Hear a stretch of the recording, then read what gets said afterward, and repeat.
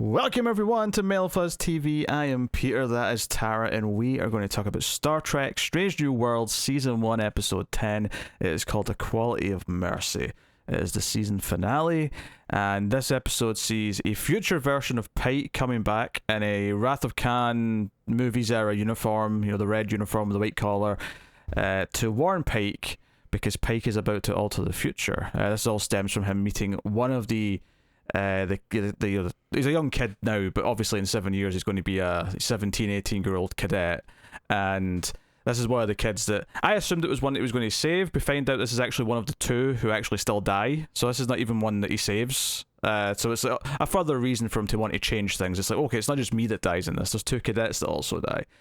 So it's a bit more selfless because of that, but just as he's about to send this letter out warning all these cadets to not join Starfleet or to try and alter the future in some way, older Pike shows up and says, you can't alter the future, and we get what I would call a reverse Wonderful Life, in the sense that I'm going to show you what the future is going to be if you survive, which you would think is the happy ending, and what the episode becomes is an episode of the original series, but instead of Kirk being captain of the Enterprise, it's Pike, and the fallout of that is a chain of events which is a much worse future.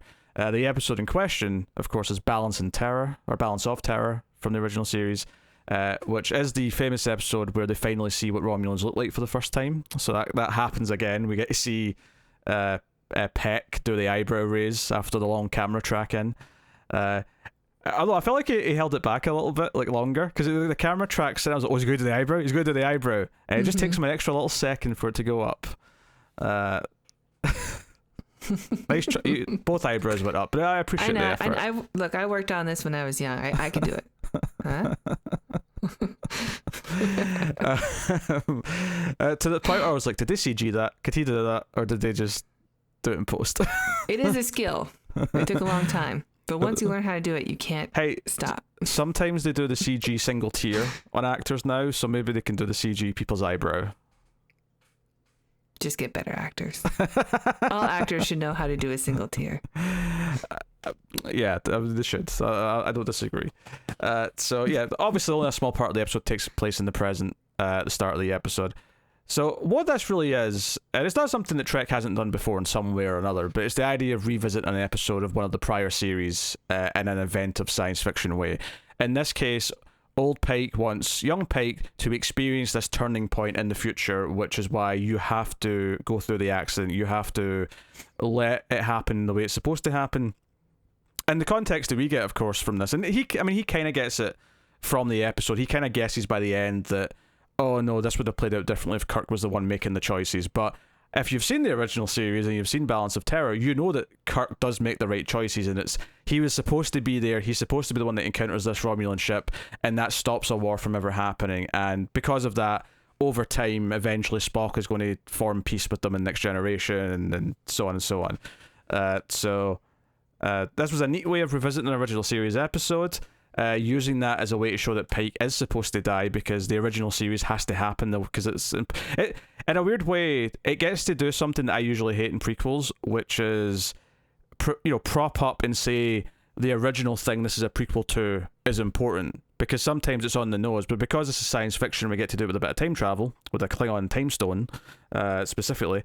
It's always got a purpose in this, because this character's whole thing, the whole season, has been, I know that I'm going to have this horrible accident and be left in essentially a wheelchair, but maybe I should change it.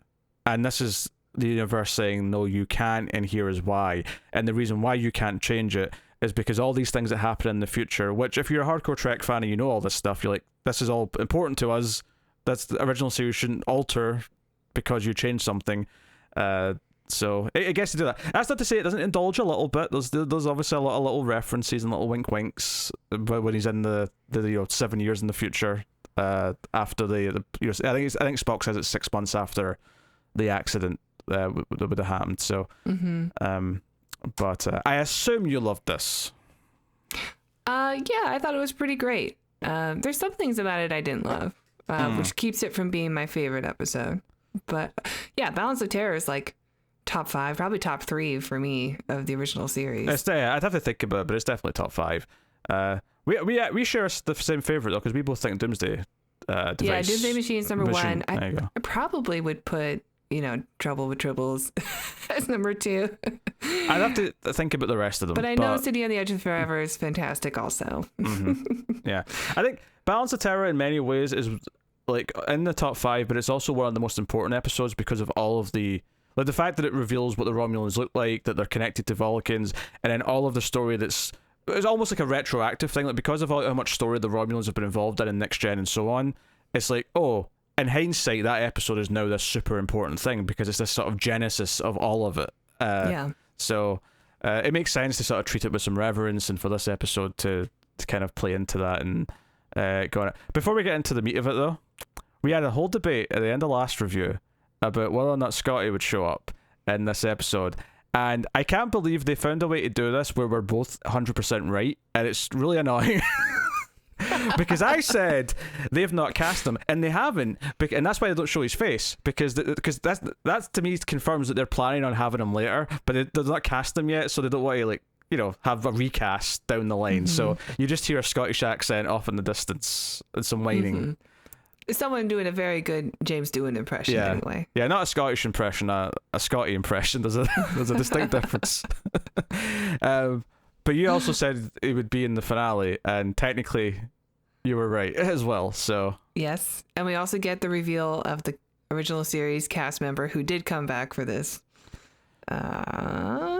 which I guess you still don't remember seeing the picture of Captain Kirk in the chair. Oh, you mean character? You said cast yeah. member. I was like, wait, what? What cast member showed right. up? I know that was a mistake. But you know what I mean. Like we had seen the picture of Kirk in the chair before season 1 came out. Yes.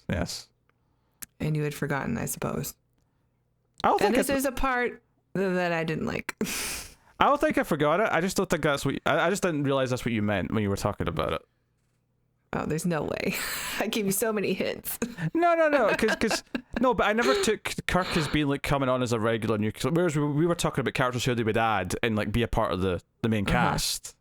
Yeah. Whereas Kirk always felt like the last time, but the time before then when I brought him up and you were just like, well, I don't know what you're talking about. Really? I don't remember this conversation. Maybe I knew and I was playing dumb, or maybe I'm just saying that now. I have no idea. Yeah, you're definitely just saying that now. You may take it however you wish. So you're not that good of an actor. How dare you? I can act. Yeah, sure. You say something and give a look. It's easy. So you don't like the fact that we had new Kirk? I just don't like this Kirk. Like he doesn't have the charisma. He doesn't have the charm. I mean, I could see how he's related to this Sam Kirk because they kind of look similar, but otherwise, as soon as they say, put it on the view screen, the captain of the Farragut, and they zoom in on him and he's going, "This is Captain James T. Kirk of the USS Farragut." I'm like, no, it's not. Not even close. I don't buy it. And all the interactions he has with Pike, I'm just like, where's the charm? Where is it? I don't get it. I don't see it. Well, he's a more serious Kirk because of the butterfly effect, you see. Because this is an alternate timeline, he's more stern and he's not got quite as much of that smile to him. He has it a little bit by the end, but not much. I agree. Not buying it. He's lacking the that Kirk charm that Shatner has. He just needs more Shatner in his performance. I mean, we know it's possible because Chris Pine, I thought, did a pretty excellent job. Here's the thing about this though, is this didn't really bother me that much because he's not going to be a regular character seemingly. No. And I also think because it's all about what Pike's getting from the experience and because of what it's doing with the importance of this moment in time, and even though we have this Kirk running around, all this episode is saying is that it has to be Kirk that is in this episode, when this episode really happens for real, which is the original series episode. Sure.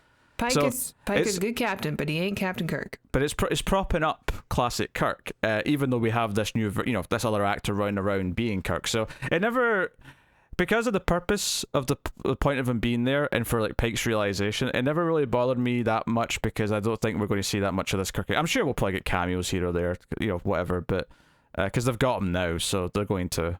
But I mean, honestly, Sam Kirk feels more like the original Shatner than this Kirk does. They should have just got this guy or Sam Kirk and shaved his beard or shaved his mustache off and had him play Kirk. Yeah, it made sense. I I liked everything this episode was doing with Pike though, and I know you don't like that. Pike that much, but like I think everything in this, I actually found myself like getting, yeah, okay, that's the emotion here at the end as he's like making his choice to not like send this letter or getting to know Kirk. Like I think all these little moments, it's when he walks around the ship at the end and is like he's happy to see everyone because he just came back from this trip from the future. But everyone's just like, oh, you're being a bit weird, Captain, but alright, how you doing? I actually thought the emotion of that was quite nice. I thought the way they had a bit more of the original themes kicking in when he was talking to Kirk and stuff towards the end, or he was talking to his older self. I thought it was just a really inventive science fiction way to do a callback nostalgia episode, but it did it in this way that it's all about him accepting, like, should I accept fate or try and change it all season? This episode, and we kind of predicted that in one way or another, the finale would probably put to rest, at least for the time being, his question of, do I try and alter my, like, what I know is going to happen? It may come up again eventually, but this does feel like a nice, neat, like, no, we don't have to like deal with this question every other episode now, where he's thinking about possibly having this horrible accident in 7 years. Yeah, hopefully, like, when the accident does happen, he just says, beforehand, he takes like a pain reliever or something, or something futuristic. So at least, he knows what he's going to go through, but at least he won't feel so bad when it's happening. Yeah, I mean, don't have to. Obviously, I don't expect the show will have it in the show. I think the show will end before. They have established a timeline now, right? So like 7 years is clearly when we're going to get the cutoff, because we're not going to see him go through that. No, because I think it'll wrap up before the accident's supposed to happen, so it'll sort of leave off with him still sort of, maybe he's already decided to leave or he's sitting in the captain's chair, but like, by the time we finally end the show, I don't think it's going to be going up to so we can have this horrible dark ending. It'll obviously be hanging over it a little bit because you'll know that it's going to happen, but no, he and Spock are going to go into the room and like, hash out a plan of how he can get to Talos 4 afterwards. No, I don't think we're going to be dealing with this question repeatedly now. And he's got other fish to fry now. The ending has a cliffhanger that sets things up, so we'll talk about that in a bit. But I do really like how it kind of neatly makes this sort of moral choice for him about why he shouldn't be playing with time and shouldn't be playing with the altar and everything. No, I definitely liked it too, and I really love the idea of just revisiting a classic episode like this in a really super fun and inventive way. I thought was really cool. But just some of the things just didn't work with me so much. Like I watched it twice, and the first time I watched it, I was like, yeah, I was into everything. And then the second time, I'm like, okay, I don't love this. There's a couple of aspects of it. One of them, I mean, I didn't really love Kirk in the first time either, but like, still fun to have a Captain Kirk on the show.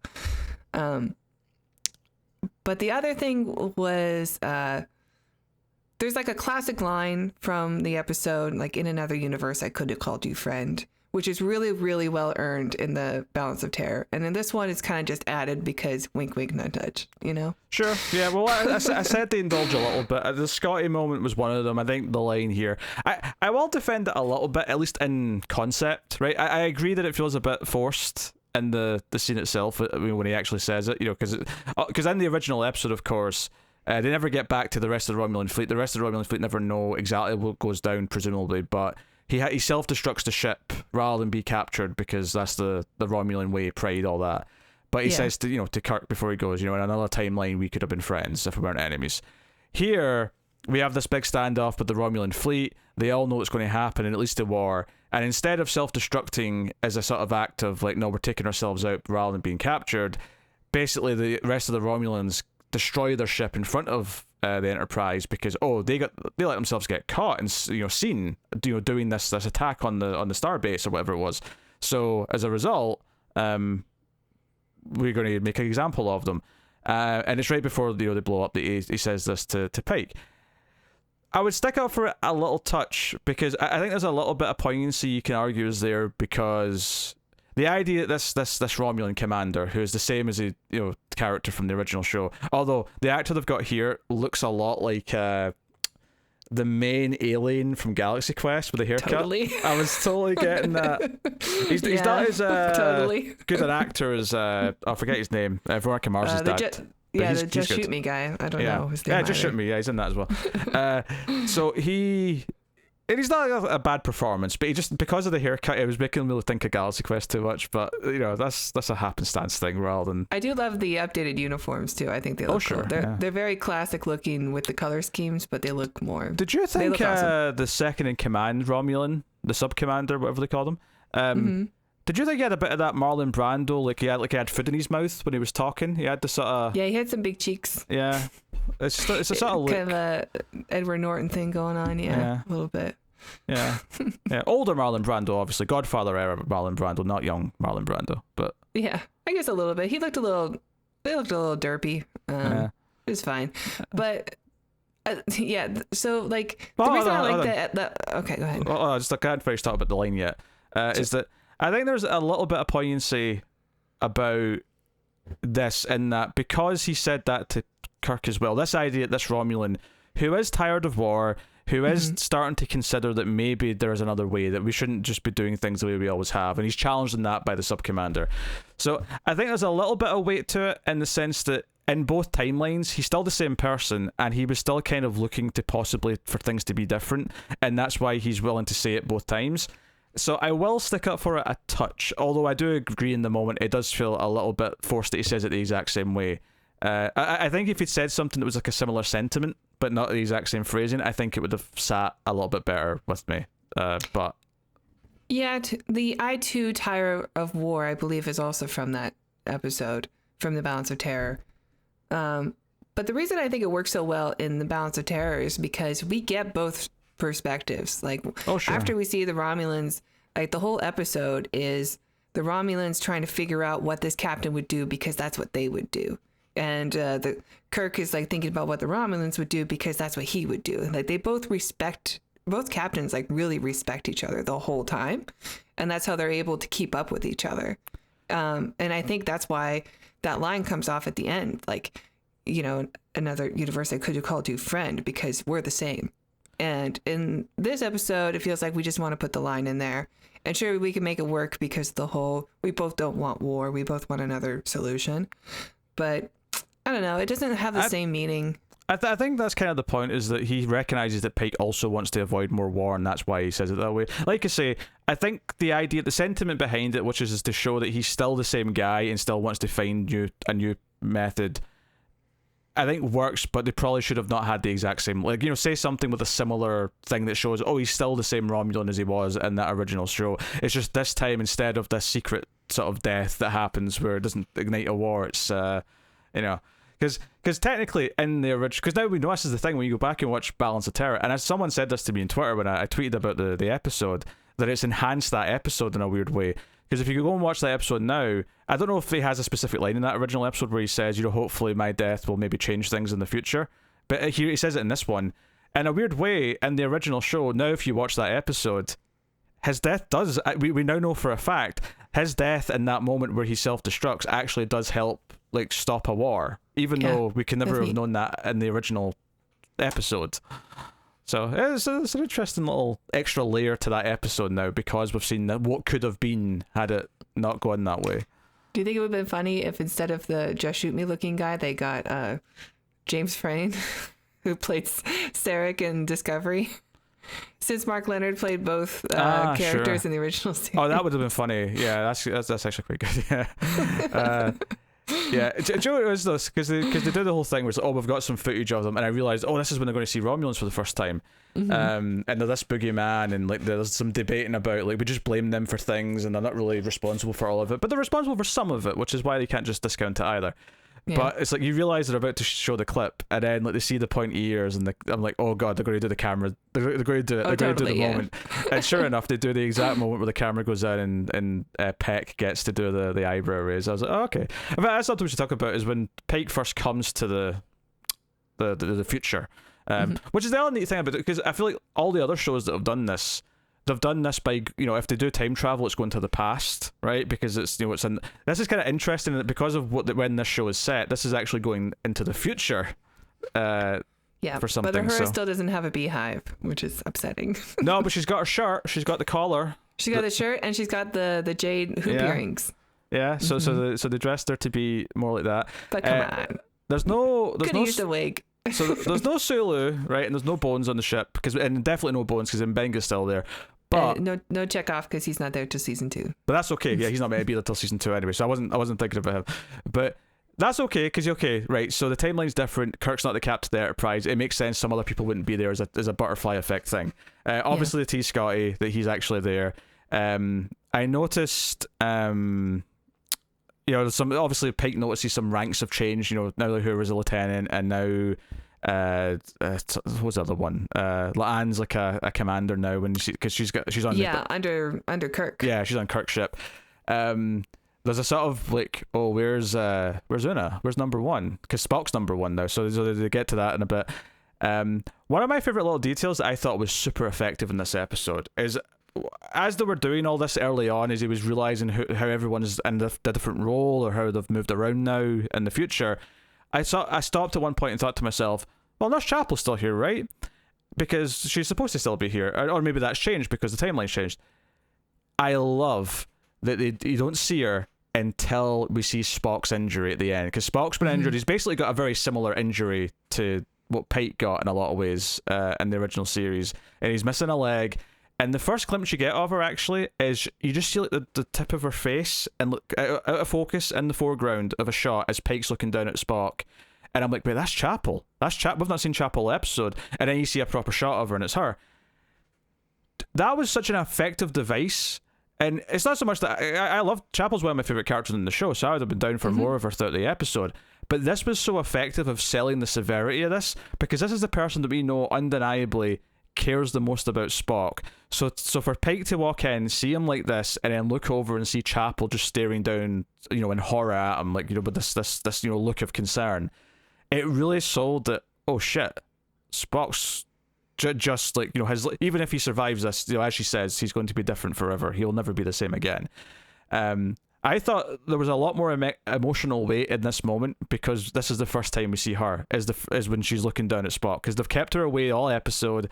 And then when you see this, it's like the gut punch is intensified because the person who cares the most. And that's not to say that, Spock has a great moment with when Pike goes back to the present, and Spock comes in and he's like, oh, I'm happy to see you. And he's like, I just saw you. What were you talking about? Pike dances around a bit. Spock gets enough to sort of realize that, okay, for some reason I feel like I'm in your debt now, because it sounds like you just sort of like just chose to not like screw up the future with me. And he calls him Chris, and it's kind of sweet. And I go, oh, bro. It was like the most emotional bromance moment, except they never hug. They just, because it's Spock, it's just like, the arms are behind his back, and it's like, yes, you mean a lot to me too, Chris. And the fact that he said Chris, is really meaningful. Much like he says Jim in the original series, yeah. And then he just turns around and walks out. And I'm like, that was like the most cold but yet most heartwarming bromance moment I think I've ever seen. Actually, I enjoyed Ethan Peck in this episode a lot because, he's playing Spock from like the Cage era, who has a bit more emotion, who's a bit more tapped into his human side. But in the original series, when Kirk is there, he's much more Vulcan.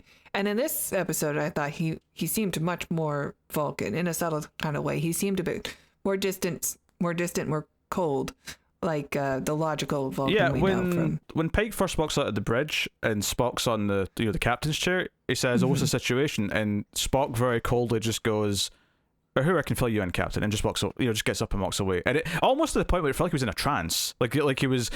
Like, I actually wondered for a second, like, are they actually themselves, or are they all, like, sort of robotic versions of themselves? Maybe he's working on his colonar.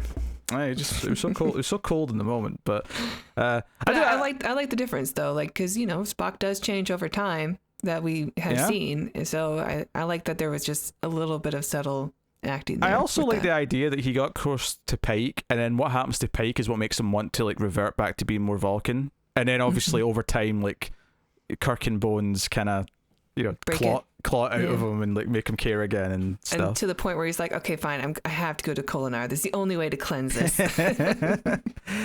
Yeah. Luckily, V'ger interferes. Yeah, I actually really liked Pike finally snapping at Ortegas, because Ortegas has been kind of... She's being the ensign on in in the episode, right? Keep your bigotry in your quarters. There's no room for it on my bridge. Yeah, she's been confrontational about the Romulans all episode, and she's eventually kind of like questioning the orders, and he just like snaps at her, and it felt like a bigger moment because it's her and not an ensign, not just some red shirt who's here for no reason, other than the plot point. I did appreciate, because I wanted to refresh my memory about Balance of Terror. When I realized what it was doing, I'm like, I'm going to just quickly remind myself. And when I was reading the Wikipedia entry for it, I was like, yeah, that's right, it started with a wedding, and then one of the married couple who were getting married dies by the end. I was like, oh yeah, I remember that now. So it was that sort of thing where, that's a great attention to detail that all these names are right, and the guy that works on the station who's the father of the cadet who's going to die in the accident, that's him who dies in this episode, and the Romulan attack. I haven't rewatched it yet, but I do intend to. It's one of the episodes that I remember so well because I've watched it so many times beforehand. So it's definitely top 5, if not top 3. I only watched this like 2 hours ago, and I had another thing to watch for a recording. If I had time, I probably would have watched Balance of Terror before we talked about this. I definitely had time and didn't do it. but I do remember the wedding scene. Because once that happened with Pike, I was like, oh, that's cool, because I know that happens in the original series. And then as the Red Alert happened and then the Outpost thing happened, I went, oh my God, they're doing Balance of Terror. That's why I remember the wedding. Yeah. But I do also remember at the end of the original series one, it's the reverse. So the man dies and the woman lives. And this one, the woman dies and the husband lives.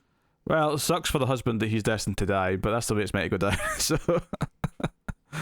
there you go. But that's the thing, though. I bet if you ask him, he would happily trade places so that his wife-to-be could live instead. Well, yeah, they're, peak in love. They're getting married. Yeah. So it makes some sense in a lot of ways. Because, obviously some of the plot points here is that Kirk he's leaning towards wanting to destroy the Romulan ship. And everyone wants to avoid a war, though, so they kind of like try to do something else, and it ends up with Kirk's ship being destroyed. They beam aboard, and I do like that it shows that Kirk's willing to bluff. That's like a big plot point that comes up, is that he's willing to think outside the box, and we've seen that. Obviously his whole cheating at the Kobayashi Maru and all that stuff, but. This idea that he's like, they don't know that we can't communicate like in time to get reinforcements, so we can bluff them. And he shows up with all the mining vessels, and like obviously they're all harmless drone ships that couldn't do anything, but they don't know that, so let's pretend that this is a fleet and that we can stand mano a mano with them. So I actually thought Kirk was going to die in the big Me battle. too, and I thought that was going to be the thing, like, oh well, Kirk has to live, he's got to go get whales, he's got to stop V'ger. Yeah, well, that was the other thing, is like future Pike has been shown like what the timeline's supposed to be by the time stones and stuff, and he says that Spock, he's kind of going to go on and do a lot of stuff. Like he's going to like bring the Romulans out of the Federation, and like he could do reunification from the box with the BB thing. Boop, boop, boop, boop, boop, boop. He's going to do so much throughout the course of the original series. He's like, Spock's a very important figure in the future of this universe, and so it's kind of cool because the episode's sort of making you think like, he can't do it because Kirk has to be in charge of Enterprise because Kirk is the best. But at the end, it kind of does a swerve and be like, no, like really, he needs to save Spock because Spock is so important in the future. Yeah, and I think that's. I mean, ultimately, it's about, I guess, saving both in a way, because like both things are true. Like Kirk has to be the one making these calls because he's a new kind of captain, he's a new kind of person, which is actually neatly set up at the start of the episode when he's the girlfriend character is with She Pike. Is the worst, right? Like she's still not good. Why did they bring her back? But there's some jokes about which Pike am I getting in the future, beard or no beard, and that's actually really cute. If they'd done that after we found out it was an episode where he goes to the future to see how things would be different, I would say that's on the nose. But because it happens before, it was a neat bit of foreshadowing. So well played, writers of Strange New Worlds. Well played. But it kind of sets up this idea of like because he says, oh, that's like an old type of captain is the beard, right? And he's like, well, I thought that's what you were going for. It's like, yeah. So that kind of also sets up the theme of like a new type of captains is what's going to take us forward in the future, and that's what Kirk's going to ultimately be. We think it was the original captain, but in the context of the timeline, he's going to be the new hotshot captain who takes chances, who does things a little bit differently. And Pike doesn't even like him at first. He's like, I don't know about this guy. Yeah. Of course, he'll have a very different opinion now that you've seen the future, and he's like, "Oh, I know you're going to be important someday, so well, I guess I'll just pretend. I'll pretend not to like you." Yeah, there's some cutesy moments too between Kirk and Spock where they have a bit of a conversation. Oh, sure, yeah. Kirk is very impressed with him. Yeah, he says impressive, cute. which is because that's something he says a lot in the original show, right? He says impressive whenever Spock does something fancy. I think so. I actually don't. I'm sure he said it at least once, because when he said impressive, Mr. Spock, I was like, that sounds like a familiar line. Maybe it's just him saying Mr. probably. Spock. That's all I'm thinking, but it sounded right. Ortega's, of course, channeling her. Racism's a bit maybe a harsh word in this sense because I've not really met them, but the pointy-eared elephant in the room, like, oh, there's a bit of bones. So they found a way to get some bones dialogue in the episode. They're Ortega's. Green-blooded hobgoblin. Yeah. Even Spock though is like, yeah, we should probably destroy this ship. He sides with Kirk right away. Yeah, so it's interesting. He says, look, if they are, the same, if we have the same ancestry, then we should take their threats very seriously, because they will not, they will see our weakness and will use it against us. Yeah, this is essentially the Vulcans who have kept all their emotions, so they'll see this as weakness if we try and reach out. And sure enough, when Pike does try to talk to them and say, hey, how about a ceasefire for a bit, like immediately the sub-commander's like, oh, you weak scum, like offering a ceasefire. How dare you insult us? This is about strength. In another universe, I could have called you friend. So I get the intention, but like I say, I think if they just changed the dialogue but kept some of the same sentiment, it would have worked better. Yeah. But so I have to admit, I popped for the red and white uniform. Love it. I do love it. Although I don't like the added like scaly bits to it. That's the texture I know at the side. I know it's on the new uniforms and stuff, so they're trying to say that this is that version. But I don't love it. I don't love it the way it looks against like the white puffy bits. But I mean, I'm not really too hung up on it, because if these new shows have taught me anything, is don't get attached to any uniform. They change like sometimes twice in a season.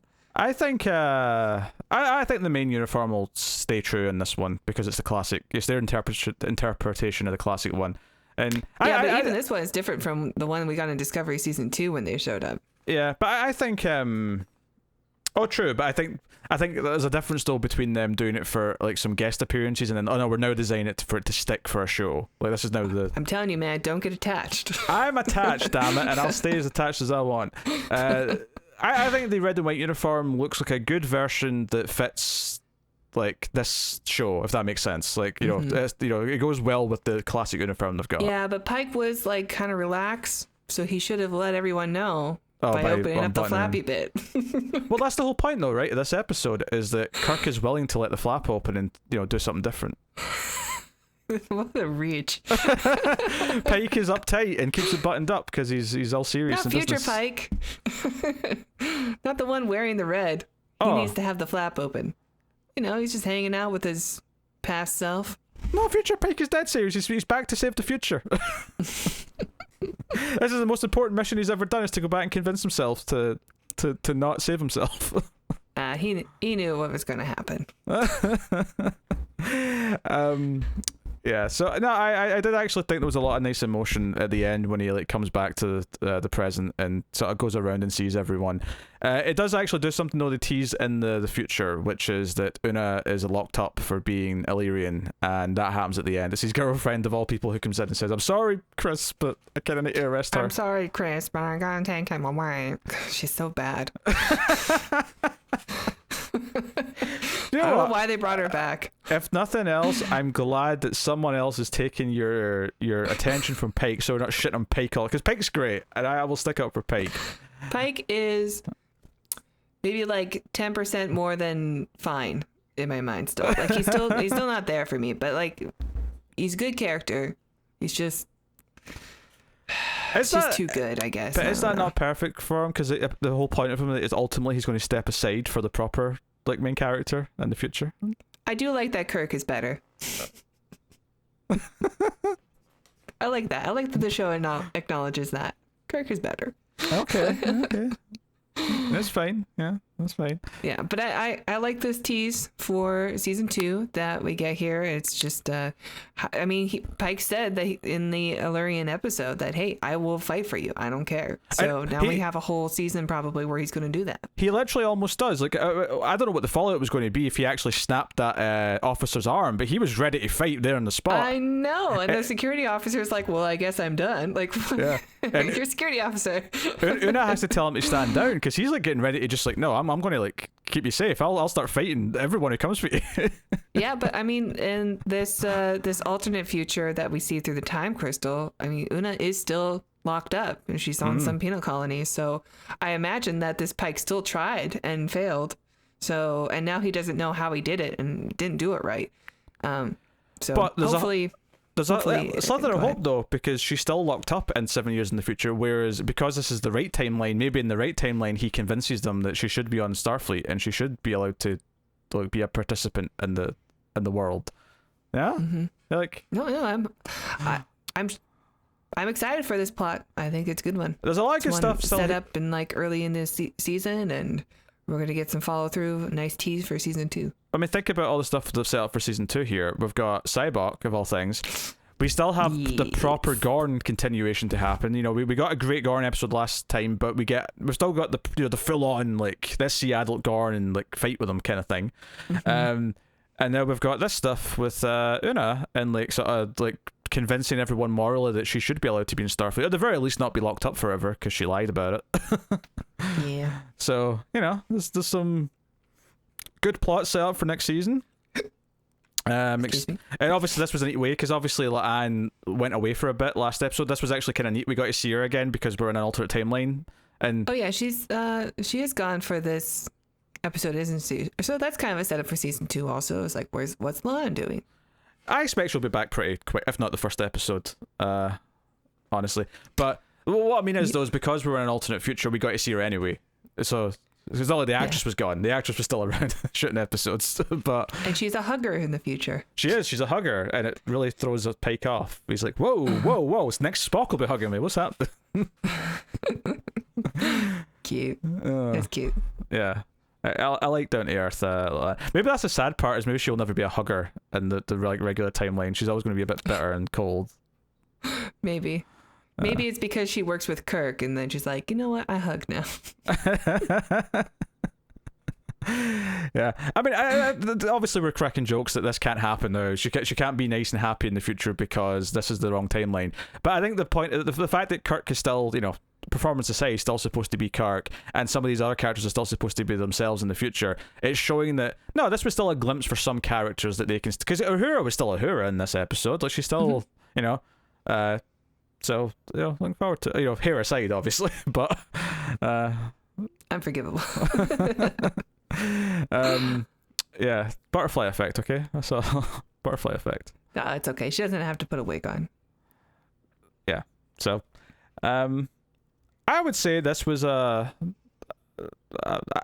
I'm not as down on the Kirk part as you are, so like I feel like I like this even more. You do, surprisingly, because usually I'm the negative one. I'm accused of being the negative one more often than not. No, I thought it was really fun, really cool to see the balance of terror done in a new way. Yeah, and I don't want you know, I will critique season 2 if they do another episode where they somehow end up in an original series episode, but you get to do this once, and I think they did it meaningfully this first time. So. You know, don't do it again, and we're good. But you don't want to see the Doomsday Machine, but if Pike were on the Enterprise, no, you can't, because that would just be repeated. That would make it pointless. Yeah, that'd make it pointless. Now, if they somehow get slungshot around the universe and like pass by the Doomsday Machine before they get slungshot back to their own quadrant, and it's just like a tease, like, hey, that's coming in about 10 years. It's just a bugle that's in space somewhere. Yeah, in 10 years' time, or well, it's probably about 8, but in 8 years' time, the Enterprise is going to come across us properly. We just see it outside the galaxy somehow. That'd be good if Discovery season 4, because they're outside the galaxy, you could see the Doomsday Machine on its path. Sure. Sure. If I was to make a prediction, I'd say we might see Harry Mudd in season 2. If I'm going to make a prediction of something coming up. Oh yeah. Yeah, Rin Wilson. What's he doing? Yeah, I'm sure he's got projects. I don't know, but he's definitely a huge Trekkie, so I'm sure he'd be back if they gave him the opportunity. Yeah, but no, that's the thing. Like, because of the way this show operates, which is mostly standalone-ish episodes, even though obviously it teases and builds things and like the episodes call back to each other. That means out of the 10 for season 2, we have 3 episodes already like mapped, because we already know there's going to be an episode dealing mainly with Una. There'll be an episode dealing with Gorn, at least one, if not 2 like this season, and there'll be at least one episode dealing with Cyborg. Possibly, and I can see that being like a 2-parter because it's a big deal. I don't know if we're going to get more Gorn or not. I mean, if they don't do any more, I think that'd be all right. I will bet you anything you want. There's at least one Gorn episode next season. Well, the whole point of the Gorn is that we don't know what they look like. So if we get too much of what they look like, then that kind of contradicts the canon. Aye, but they can just do it so that it's like only one person sees them, and like they promise to never speak of it. Oh, okay. It's just classified. You want to do Discovery season 2 again, huh? No. I'm just saying that they've done something cool by making the Gorn intimidating and scary, as opposed to that goofy suit that's in the original series. I love Arena. That's definitely top 5 also. And I enjoy. I don't know if it's top 5. I enjoy that episode, but I'm okay with them exploring the Gorn as their xenomorph and like really playing with that. What if they do the space hippie episodes but serious? Nah. Do they go to a gangster planet? The 1930s gangster planet? That'd be all right. Well, I don't want to do that because that's literally an episode of the original series. But if they did the equivalent of that, like they went to, I don't know, like maybe like a small high school focused town in the 50s or something, and there's like greasers running around. Greasers and jocks and James Dean types. Yeah, okay, all right. I was could do what's the Trickskelion guy, the one with the lady with the really big hair, the white hair, and they're all like playing a game or something, and they're their own little bubble where they have to play a game, and it's like a battle royale thing of different aliens. It's all for these, godlike beings for their abusement. Well, now you're just suggesting the episodes of the original series. Yeah, exactly. But I don't want done that. Serious. Oh, done serious. You want the serious version of when they made, I think was it Spock on all fours with a little person on top of him? I don't know if I want the serious version of that. The episode was terrible. Leave it in the behind. Okay, we can do Spock's brain again.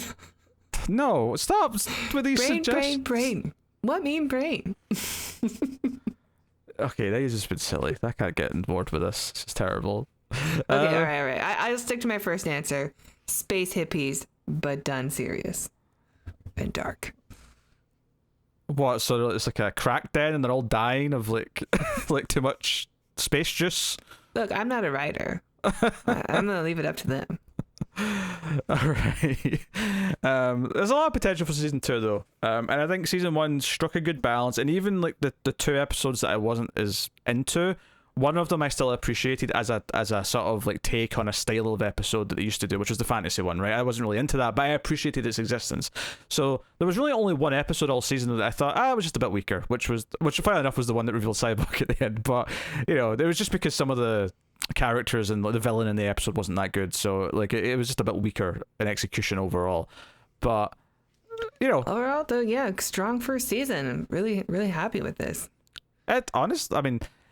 Funny enough, the original series is the exception to this, because the original series only had 3 seasons, and season 1 and 2 had most of the good episodes. But yeah, compared to the later shows, which the tradition has been that season 1 get through it. Yeah. If not, season 1 and 2 is a bit rough, and then it starts to pick up after that.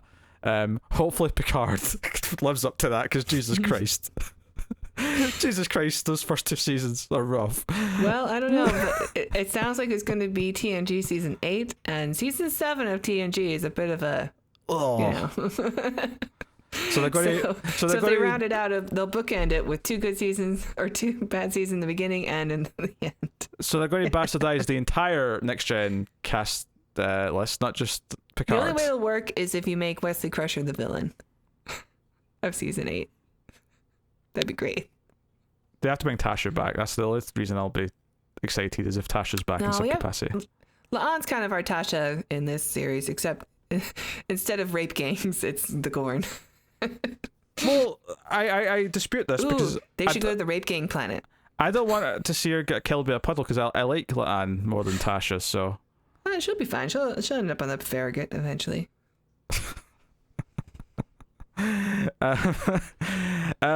Yeah, so... No, season 1 has been very good. It's been very entertaining. The production values felt high throughout, which is not the be-all, end-all, but it has felt super nice to look at, but without overdoing, like, try to be too slick or anything. You know, it's you know, it has its little moments. So there's a moment when Pike's going down to it's when he eventually sees Spock in medbay, but he does the chest cam thing where it's like, you know, the camera's strapped to his chest, so he looks like he's like the background looks like it's moving, but he doesn't, kind of thing. Yeah, it looked like a music video.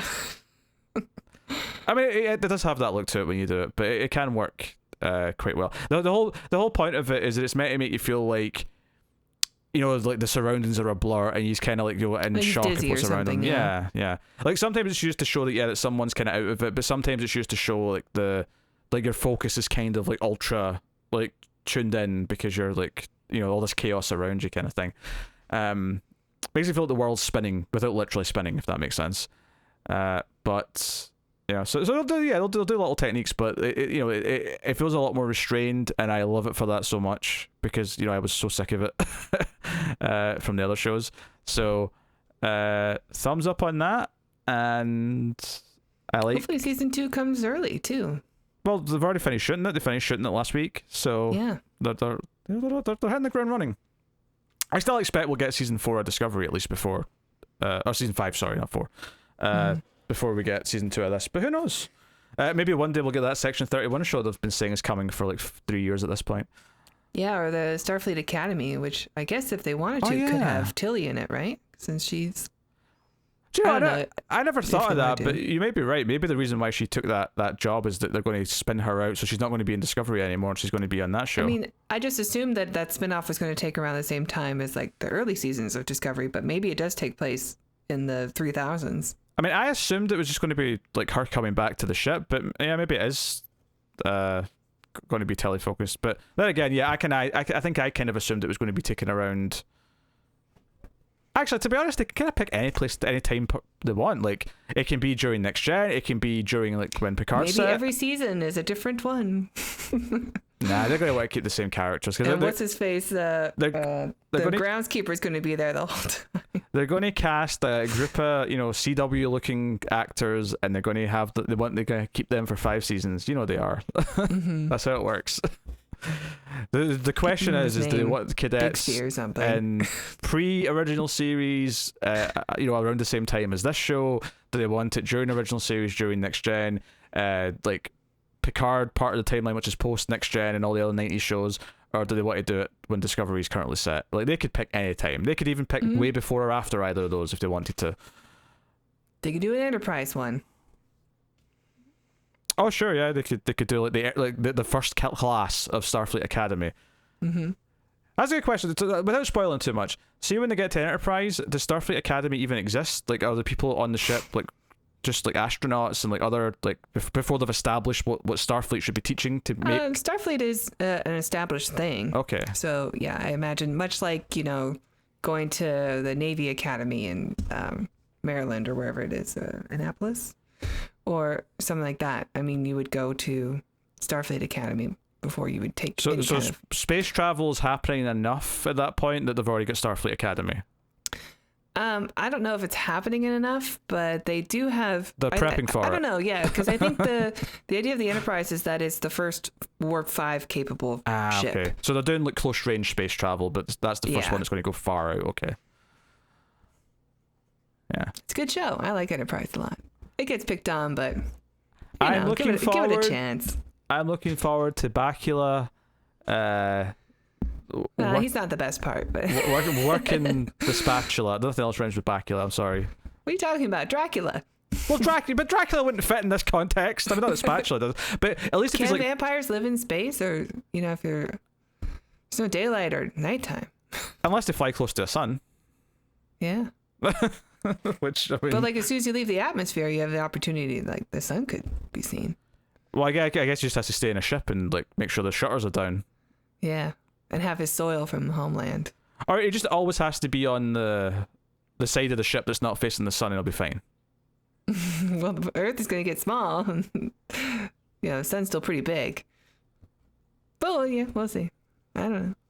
We won't see, but like, I'm sure Carpenter had a spec script out there. But the sun doesn't go through like the ship though, right? So like, as long as he's in a room with no windows or all the shutters down, or he's on the other side of the ship that's not facing a sun, if there's a sun close enough to hit them with light. Do the rules apply if you go to a different solar system as a vampire? Well, this is a very good question because so Superman, of course, right? He has his powers because our yellow sun is different from the red sun that Krypton has. So that begs the question: what if a vampire goes to a planet that has a red sun or a blue sun, or like, does it still hurt them, or does it have a different effect? Lower on the spectrum, so I imagine it would hurt them less. Like, maybe they can day walk, but it's still like it hurts them, uncomfortable for them. It's like having like a bit of an itch, like okay. Yeah, maybe they'll actually use sunscreen and it would be effective enough. Okay.